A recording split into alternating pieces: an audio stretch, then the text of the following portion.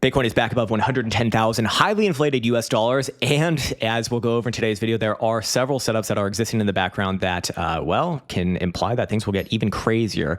So we'll be going over that in today's video. But first, I want to pick up where we left off on yesterday's video, referencing the 5-day and the weekly HPDR for spot price action on Bitcoin. And first claim that, well, Bitcoin actually closed above the pivots for both of those time frames, despite yesterday operating, decently below. So this is the importance of waiting for closures, as always. And as we can see now, the 5-day time frame ranges have actually shifted quite significantly to the upside. The top side of now the 38.2 level is coming in around $113,250. So perhaps an area of interest for any sort of short-term continuation of new highs.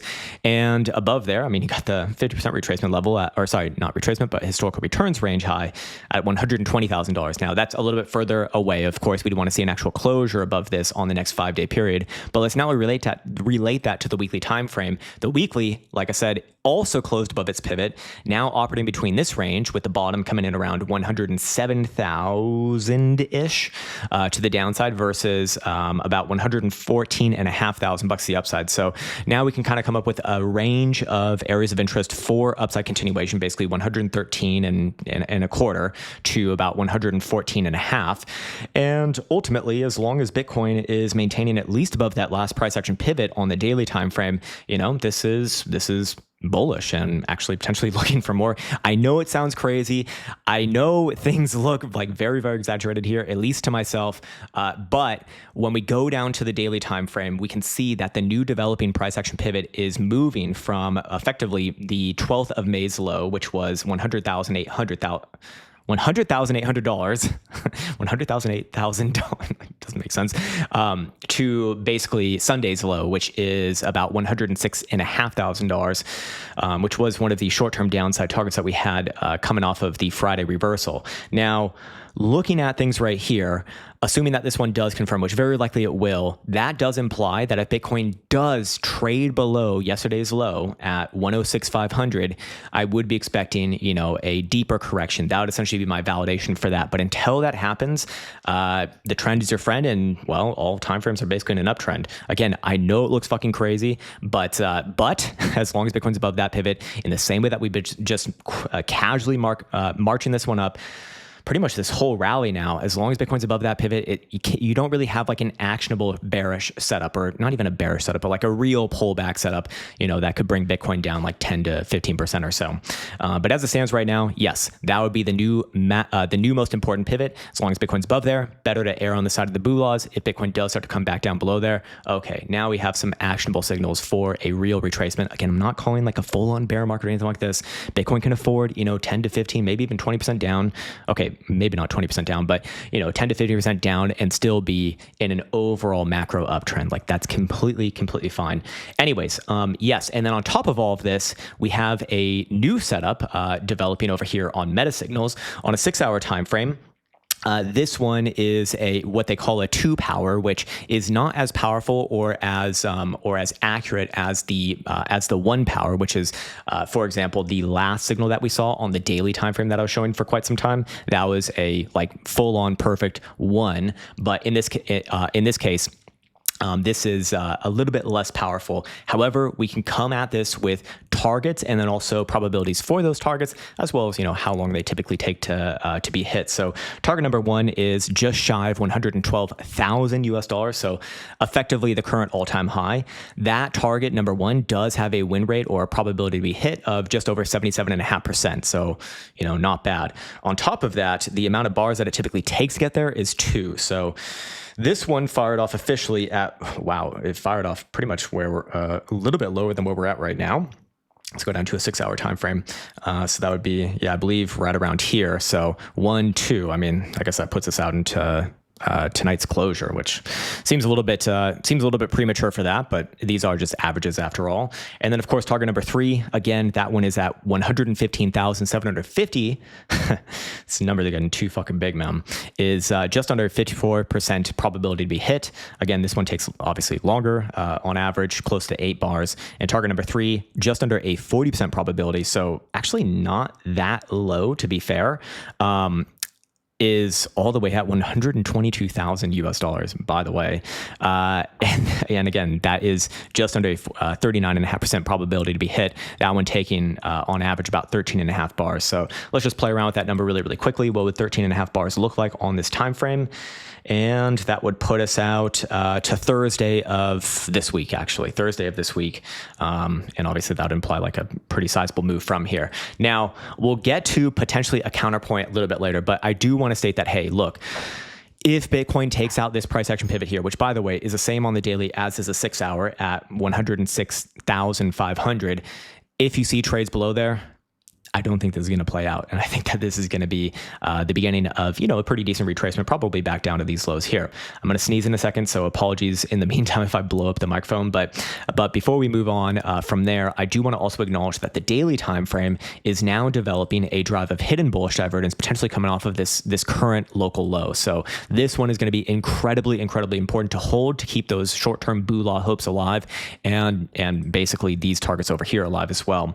Now this one is, presuming a stop loss on a closure below 107,300. So it's actually a little bit higher than where I have this price action pivot, but the price action pivot is based off of, a wick, and meta signals is based off of a closure. And by the way, if you want these meta signals for free, you can actually get them through Meta Signals Discord. There's a link in the description below for Meta Signals. All the information is there. You can try it out you can try out these free signals, see if it's for you, see if it's not for you, and then potentially go deeper into their offerings. But they've been having some crazy success recently. It's not always going to work out like that, but for right now, enjoy it. Enjoy it while it's there. There's time to make money, and then there's time to just keep your money. And perhaps this time is time to make money. Now, I do want to, before we go into the one counterpoint that I do have here, go into what effectively would just be so obviously mega bullish here. Besides Bitcoin going to 200,000 bucks from this exact point. On the 2-day time frame, coming off of Friday's closure, we can see that the 2-day time frame actually has a chance to potentially engulf the last major sell-in dildo right here. It will engulf if Bitcoin trades above 100, basically above the all-time high, 111,778 on the index. And with these targets over here effectively at or certainly higher than that number, that is a legitimate possibility. So if you do see something like that, we're entering into the twilight. We're getting deeper into the twilight zone. Things are going to get even crazier. And at that point, I would really be referencing these targets here. Target number 2 would seem like a foregone conclusion, basically just under 116,000 bucks. Target number 3 seems like it would be reasonable, honestly, at that point as well, because that's just crazy stuff. On top of all of this, we can see that the stablecoin dominance over here, representing both USDC and USDT, is also it's also switching around to a full-on bearish posture, which is, it has been in that for a while, but it's looking like this one actually wants to continue sooner rather than later to the downside. Still, though, I would say there is a good chance that at some point we do get that reconnect with the red moving average, which would obviously play inversely of crypto prices. But that theoretically should be the high of whatever rally that you see for the stable coins, aka the lows for the crypto coins. And ultimately, I have to stick with what I've been saying on this thing on the monthly. Like, I wouldn't be expecting this cycle to be over until you get down and stay down for like a month or two around these prior lows, which is around about 5.25. If you're using tether dominance, it's a little bit of a different look. It's more bearish chart here, obviously, but I think that's because USDC has eaten a bit of its lunch. But yeah, this one also just seems like it's nearly a foregone conclusion that at some point it will get down around here. The question is when, less than if. Anyways, moving on from there, we'll get into, should we actually go over this first? We can, fuck it. We can go over this first. So Bitcoin got obviously a daily, a 3-day, a 5-day, and a weekly closure last night. Let's see what the new momentum pivots are. The daily time frame is actually coming down below the critical zone for the first time in, I think, like 38 days or something. 36 days, which is, by the way, the second longest time it's even been above there in the past like 10 years. But this one will actually officially turn back up, representing the extremely strong momentum if Bitcoin does close today above 111,250. Not bad. On top of that, the 2-day time frame is going to also turn up above 110,000 US dollars. That one is closing tonight, by the way. The 3-day time frame, and if that one also engulfs simultaneously, I mean, Jesus Christ, this thing's really going to the moon, I guess. 3-day time frame will also freshly turn up above 110,000 US dollars, which Bitcoin's a few bucks above right now. And then the 5-day time frame, which just closed last night, has shifted the pivot. I believe before it was like 97 or 98,000 bucks, all the way now to 106,000 US dollars. And then you got the weekly time frame here as well. Also following through, the new pivot is 92,150. So all of these getting into some like really crazy zones. So fair enough. Anyways, on top of this, I want to bring you the most bearish thing, the most possibly bearish thing. And that of course is our beautiful moon signal over here, which is about to fire off the bear moon after a pretty successful bull moon, by the way. I mean, this one trading from the opening price to a high of just under 9%. Obviously, right now it's a little bit less than that, but yeah, at any rate, we will be seeing the opposite but equal moon on the other side, which does typically represent some downside price action. You can see the last one did not work out like that. I mean, it did create a bit of a sideways consolidation, sure, but this was not like any realistic downside price action like you saw over here, or certainly over here.